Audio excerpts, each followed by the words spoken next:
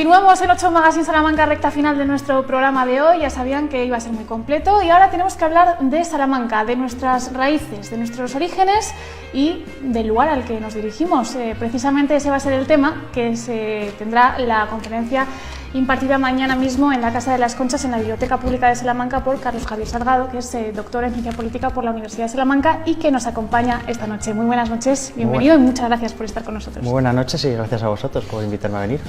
Cuéntanos un poquito, Carlos, porque bueno, para todas aquellas personas que nos están viendo en estos momentos, el título es muy sugerente. Salamanca, hablamos de Salamanca, no hablamos de León ni Zamora, pero su relación con el regionalismo leonés. A todas aquellas personas que no sepan de dónde vienen, ¿por qué Salamanca tiene tanto que ver con este antiguo reino? Claro, pues en este sentido es porque hasta 1983 Salamanca oficialmente formaba parte de la región leonesa o Reino de León, y en este caso era junto a las provincias de Zamora y León. Entonces esas tres provincias formaban una región que luego en ese año, al aprobarse el estatuto, quedaron dentro de la comunidad autónoma de Castilla y León.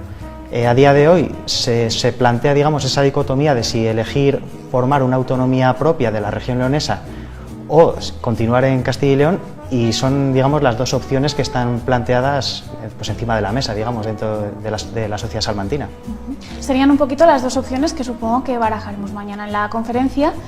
No sé si tendríamos muy claros los caminos en función de si elegimos uno o elegimos otro. Hablábamos de Castilla y León por un lado y de la región leonesa por otro lado.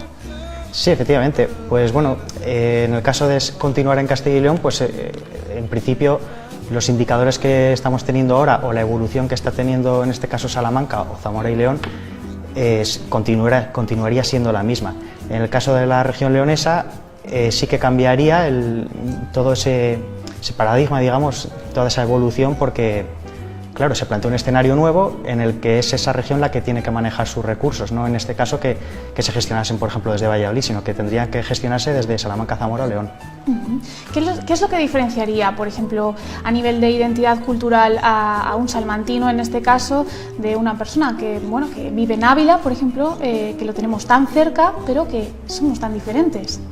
Sí, pues por un lado se podría hablar del folclore, por ejemplo, la gaita charra o chifla o flauta de tres agujeros. Es un instrumento que dentro de la comunidad autónoma solo se da en las provincias de Salamanca, Zamora y León, y que es, digamos, el instrumento leonés por excelencia en ese sentido. En Salamanca es el que tiene mayor arraigo, aunque en las zonas fronterizas con Castilla pues sí que se toca, por ejemplo, la dulzaina, por ejemplo, macotera. Luego también los trajes, pues sí que, si por ejemplo vemos los trajes de Zamora y los comparamos con los de Salamanca, o los de la maragatería, los comparamos con los de Salamanca, por ejemplo, son más parecidos que si los comparamos, por ejemplo, con los de Soria, con los de Valencia o los de Valladolid. Luego también está un poco el tema lingüístico. Salamanca, en su forma de hablar, la RAE dentro del español lo considera dialecto leonés del español, que no hay que confundir con la lengua leonesa. La lengua leonesa, digamos, está ya muy reducida a unas generaciones ya muy ancianas generalmente, y en la provincia solo se mantiene un poco en las arribes y en el rebollar, pero lo que es el dialecto hablado del español o del castellano, en este caso sería dialecto leonés, que se diferencia del dialecto castellano viejo, que sería pues el del leísmo, que por ejemplo, si hablamos con alguien de Valladolid, pues vemos que dice, por ejemplo, tenemos aquí un jarrón de flores, pues dice, dámele. Claro, pues nosotros decimos dámelo.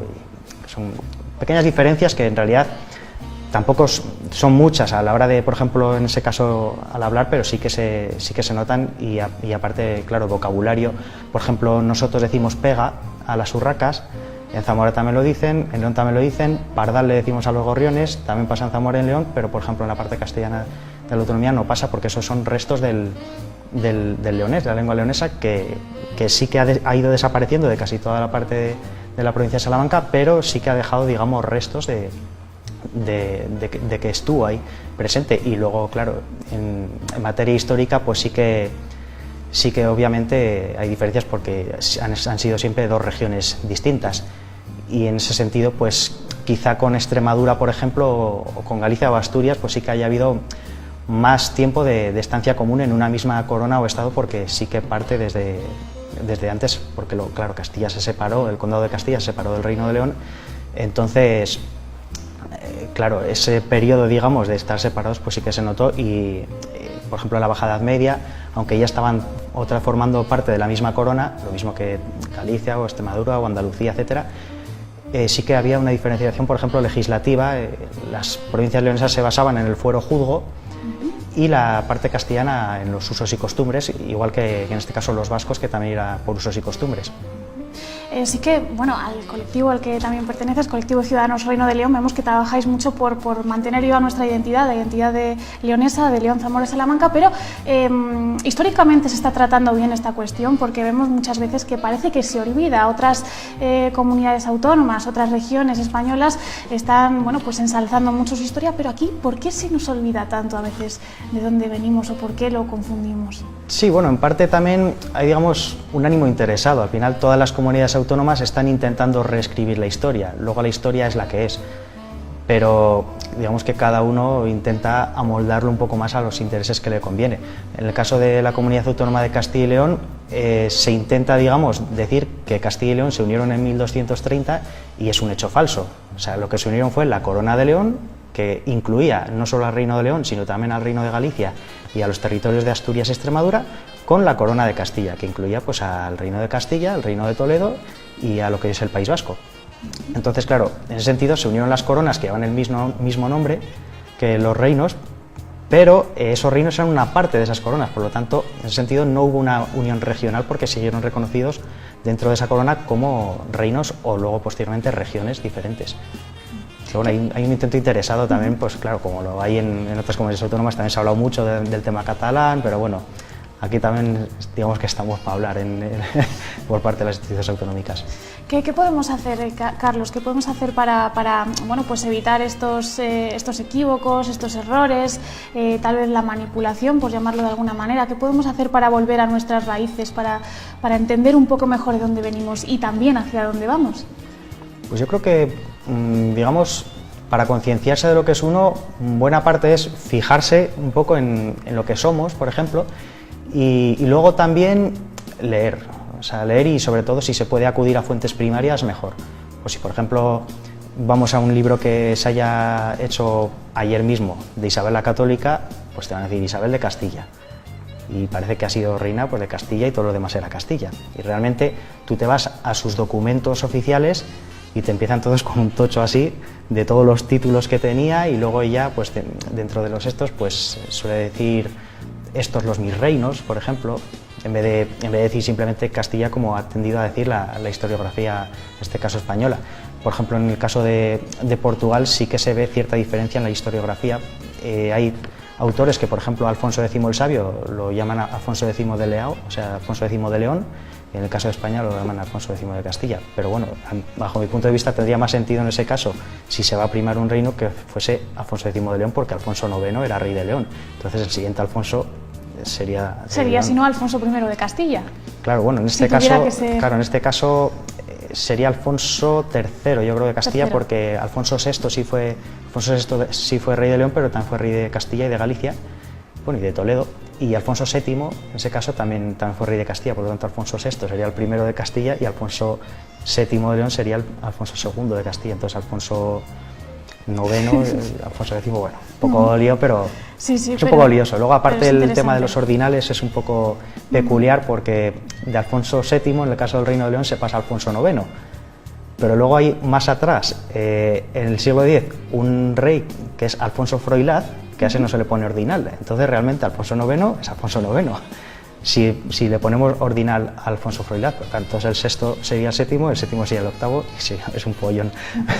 Pero bueno, el que empezó a poner ordinales en el siglo XIX, pues sería el que tendría que rendir cuentas en este caso. Los demás, pues bueno, para entendernos, pues por ejemplo Alfonso IX, pues todos lo decimos Alfonso IX y es más fácil a la hora de entenderse.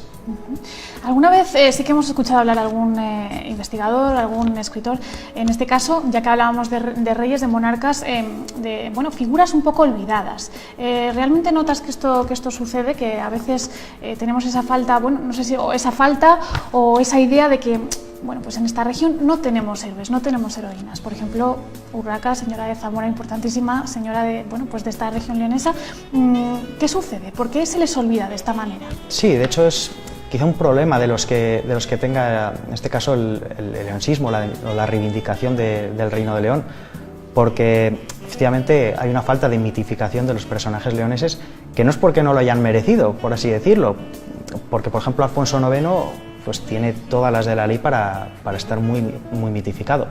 En este caso, por ejemplo, convocó las primeras Cortes que se consideran la cuna del parlamentarismo a nivel mundial, reconocido por la UNESCO, y en las que participaron, por cierto, representantes de Salamanca, de Ledesma, de Alba de Tormes y de Ciudad Rodrigo.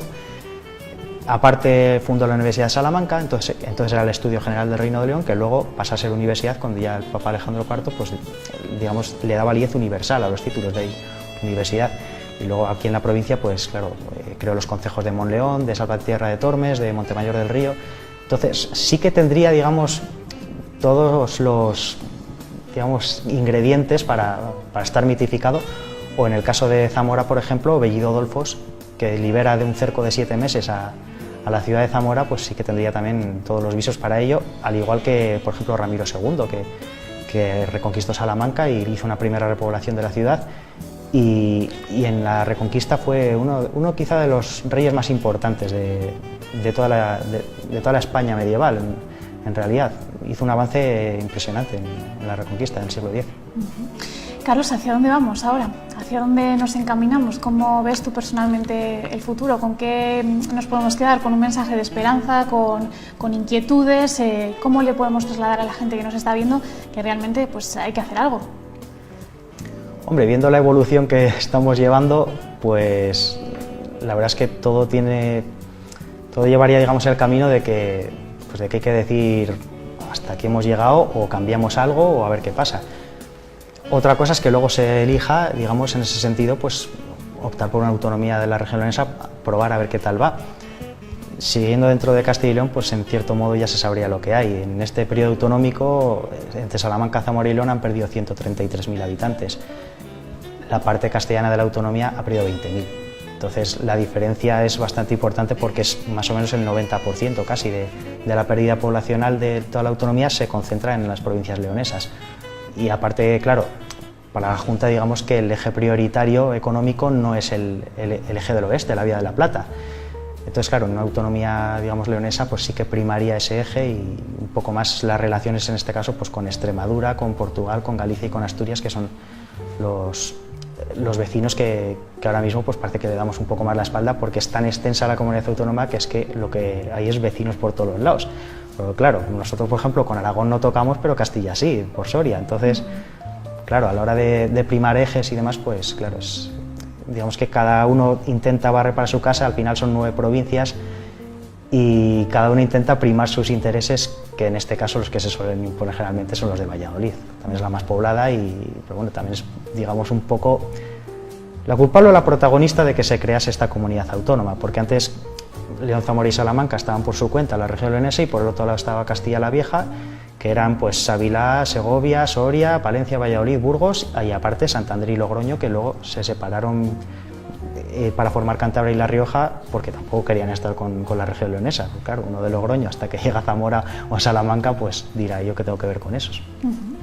Pues Carlos, sin duda ha sido muy interesante, se nos queda corto la verdad esta charla, pero bueno, tenemos la oportunidad mañana de asistir a la Biblioteca Pública, a la Casa de las Conchas, a partir de las 8 de la tarde, si no me equivoco, para poder escucharte un poquito más, para poder ampliar todos estos conocimientos y bueno, aquellos que tengan inquietudes, que quieran saber un poco más de dónde vienen y hacia dónde vamos, pues que se acerquen por allí, que va a merecer mucho la pena. Muchísimas gracias por estar con nosotros esta noche. Nada, muchas gracias y bueno, todos los que quieran asistir a la charla, pues invitados están. Y nada, agradecer la invitación, el contacto recibido y bueno, tanto a ti en este caso como también a quien está detrás de la cámara, que bueno, su trabajo lleva y parece que como no se le ve, pues como sí, que no se nota tanto. Entonces, bueno, somos un equipo, claro, también agradecérselo. Pues muchísimas gracias, Carlos.